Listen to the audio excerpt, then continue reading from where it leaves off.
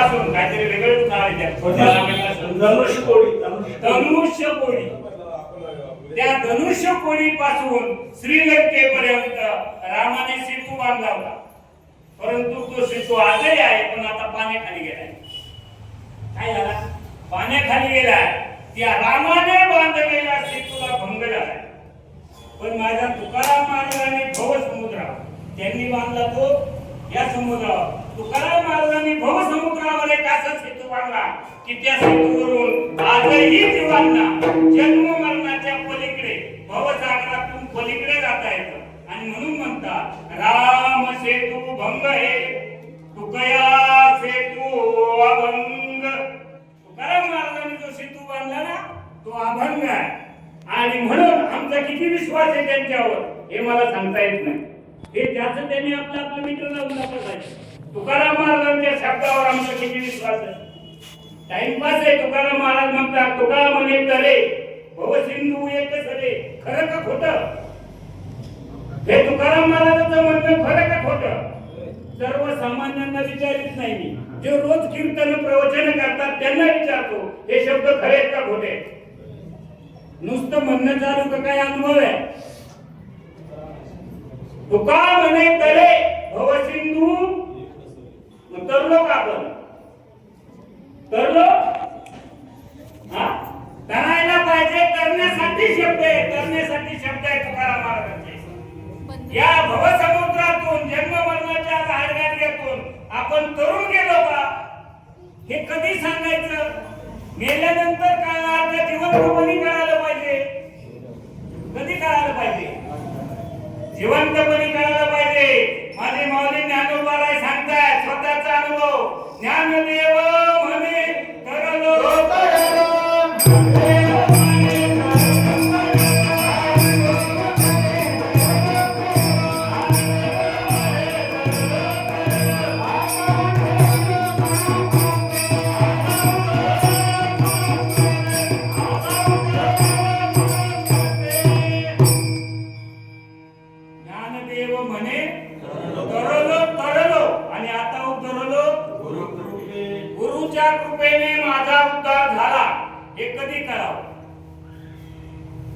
मोक्ष मेल्या पाठी आम्हाशी होईल ऐसे जे म्हणतील ते काय मेल्यानंतर का जिवंतपणी कळावं. तसं माझा उद्धार झाला. मी तरलो. मी जन्म मरणाच्या पलीकडे गेलो हे कधी कळावं? मेल्यावर. जिवंत असतानाच कळलं पाहिजे. कळालंय का? म्हणणं नकोय मला. कळालंय का? मला म्हणणं नकोय. तुका म्हणे येथे अनुभव प्रमाण शब्दांचे गौरव. तुम्ही मला सांगा तरल्याची लक्षण काय? तरल्याची लक्षण काय सांगा तुम्ही? चेहऱ्यावर वागणुकीवर कळतं ना. तरल्याची लक्षण शास्त्राप्रमाणे पाहिजे. शास्त्र काय सांगतं? ज्ञानदेव म्हणे तरलो तरलो आता उतरलो. पण त्याच्या मुक्ती आहे त्याची लक्षणं काय?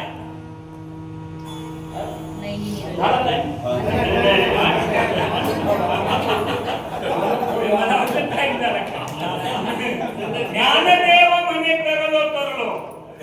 सलोपता समीपता स्वरूपता आणि सायुज्यता या 4 मुक्त्या आहेत. ज्ञानेश्वर महाराजांनी ते सांगितलं देवाच्या द्वारामध्ये क्षणरूप राहिलं की 4ही मुक्ती प्राप्त होतात.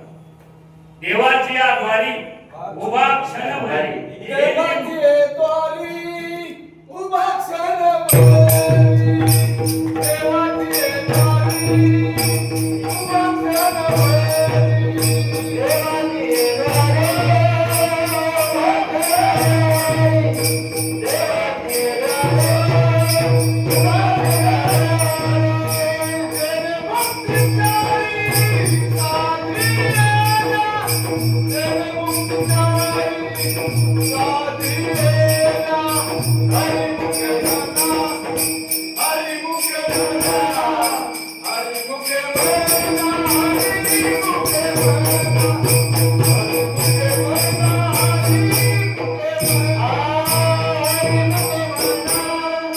Thank you.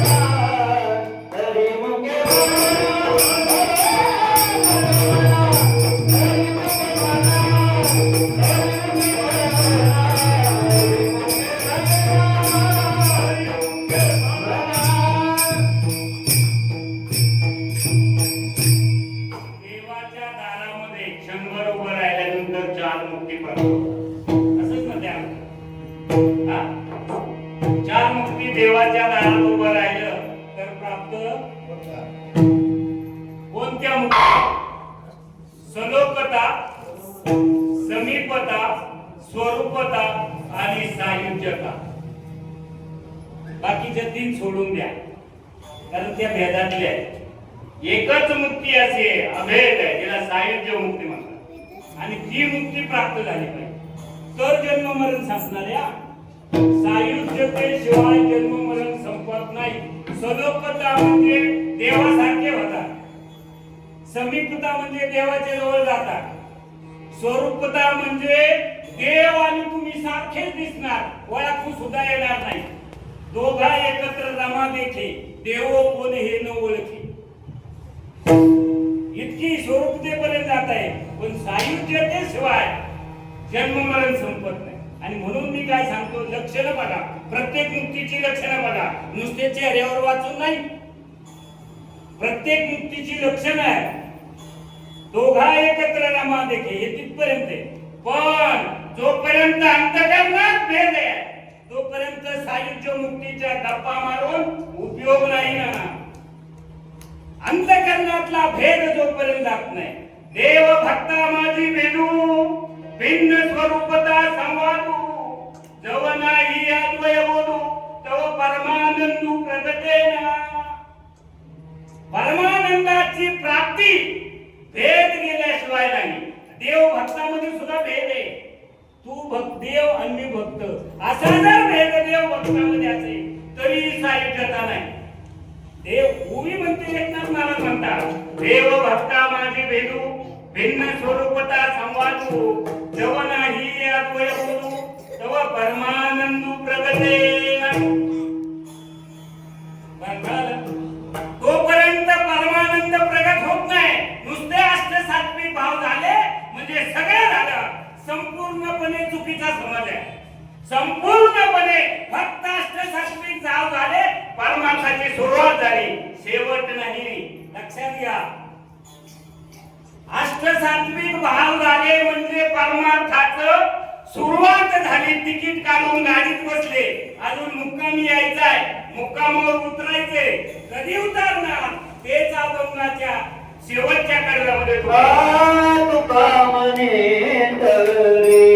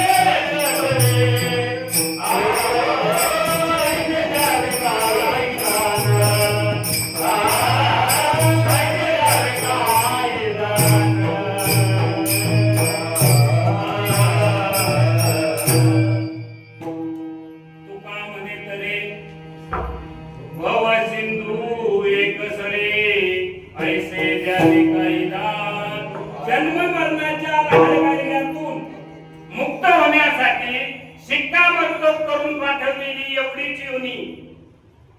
परत तुम्ही कितीही प्रयत्न करा, परत ह्या जन्म मरणातून तरुण जाण्यासाठी एक शिक्का मारून पाठवलेली योनी म्हणजे फक्त मनुष्य जन्म. आणि हे जन्म काय एकदा जर यथार्थपणे साधलं नाही, फक्त झालं म्हणून ढोल वाजवला तरी होणार नाही. निश्चितपणे जन्म मरणाच्या पार जाता येतं असे तुकाराम महाराजांच्या शब्दामध्ये सामर्थ्य आहे.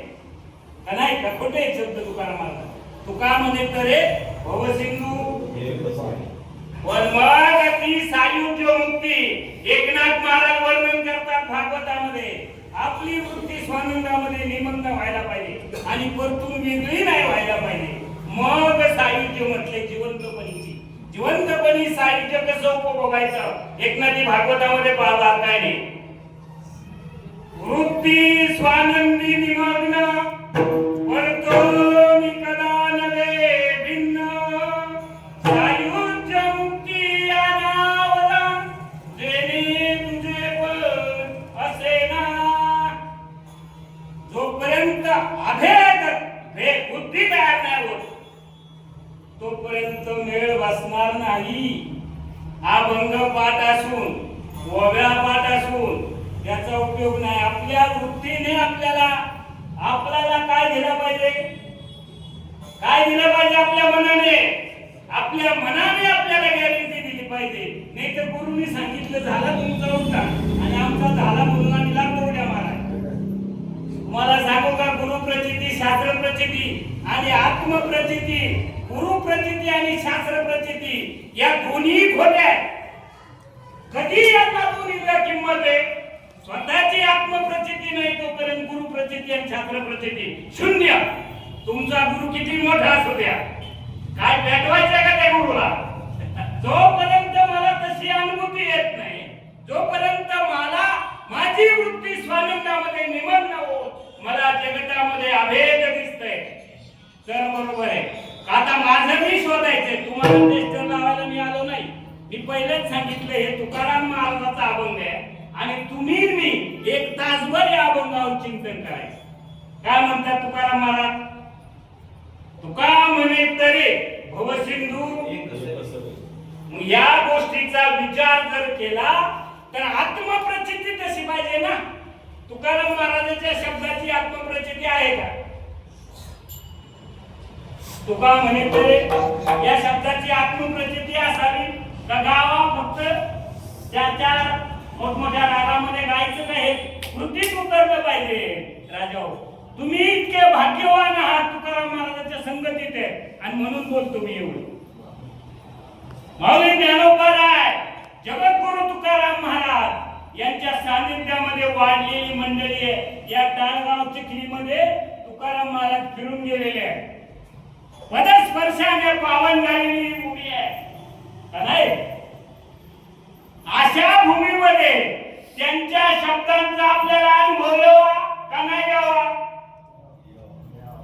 कोण विचार करायचा या गोष्टीचा? अरे जन्म मरणाचं प्रहार गर्ग जीवाच्या पाठीमागून संपून जावं आणि म्हणून त्यांना तळमळ येत होती. तुकाराम महाराज त्याच्यासाठी धडपड केली. एवढं 65 लाखाची जाहिरी वाटून टाकली. काय ते म्हणतात, येतो हिताचा कळवळा जीव तुटे तिळतिळा. अरे आई बाप काय करतात माहितीये का? आई बाप हित नाही करत ना, हित नाही करत आई बाप. हित करतात फक्त साधू आणि संत. येतात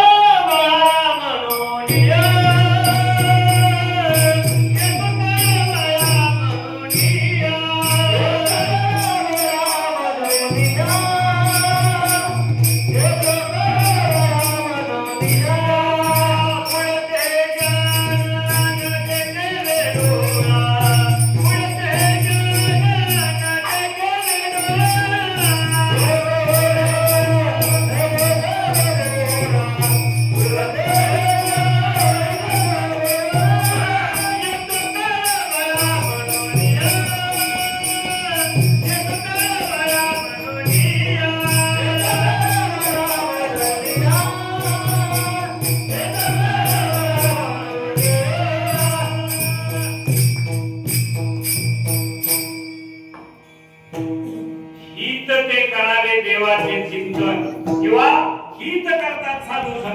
त्यांना कळवायला येतो.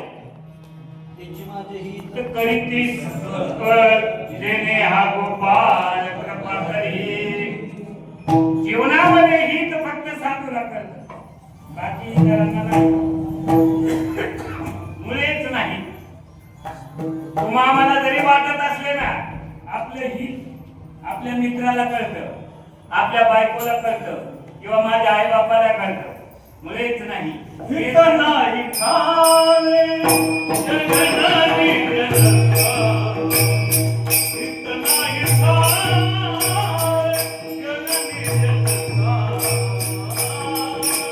जाती दलकी जाता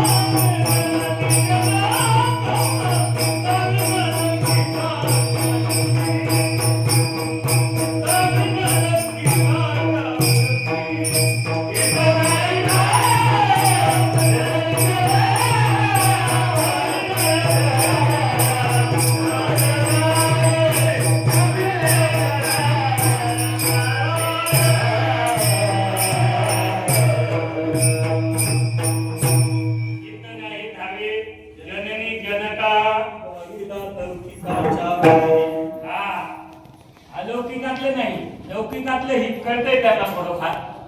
जीवाचं हित आई वडिलांना लौकिकातलं कळतंय, पण अलौकिक म्हणजे या जन्म मरणाचं इकडे मात्र नाही. याच्यामध्ये फक्त 2-3च माता होऊन गेल्या. कोणत्या माहितीये? एक मदालसा, मैनावती आणि मदालसा या 2च माता झाल्या. मैनावतीने गोपीचंद राजाला सांगितलं, बाबा रे हे सगळं खोट आहे, आणि आम्हाला काय सांगतात आमचं वाड्या वाड्या बाजू. अरे एखादा निघाला तर आम्ही त्याचं लग्न करून देतोय का नाही. तिने सांगितलं तो ओके, मैनावतीने काय सांगितलं? तू सगळं सगळं सोडून दे आणि काय कर, तुझं कल्याण कर. तुझं कल्याण कर. माझा बाप, तुझा बाप मेला माती मोल झाला. हा, आणि आम्ही बापा पोरांना काय टाकतो? बोधरेशन. काय म्हणतो, एखादा जर निघाला तर आई बापाला जावं वाटत नाही, माणूस परमार्थामध्ये पोरतो. आता खरंच बापाला हित वाटते का एखादं जर जात असेल तर तिकडं? मी इकडं नाही म्हणत, तिकडं. आणि म्हणून तर इकडे येऊ देत नाहीत. सांगतात, आई बाप सांगतात, अरे कुठे एवढ्या लवकर माल घालतो, खाया प्यायचे दिवस का नाही? खाया प्यायचे दिवस आहेत ना, तू कुठे एवढ्या लवकर माल घालतो? म्हणून आई बाबाला सुद्धा आपलं खरं हित कळत नाही. विषय आपला इथं चाललाय. आपलं हित जर कळत असेल ना तर फक्त एक संत आणि दुसरी श्रुती. काय अहिता पासून काढिते हित देऊन वाजविती, नाही श्रुती पुरवती माऊली जगा. आता श्रुती म्हणजे काय? श्रुती म्हणजे जे संतांनी सांगितलेले शब्द म्हणजे श्रुती. मी म्हणत नाही बरं का, हे सुद्धा माऊली ज्ञानोबा राय म्हणतात. तयार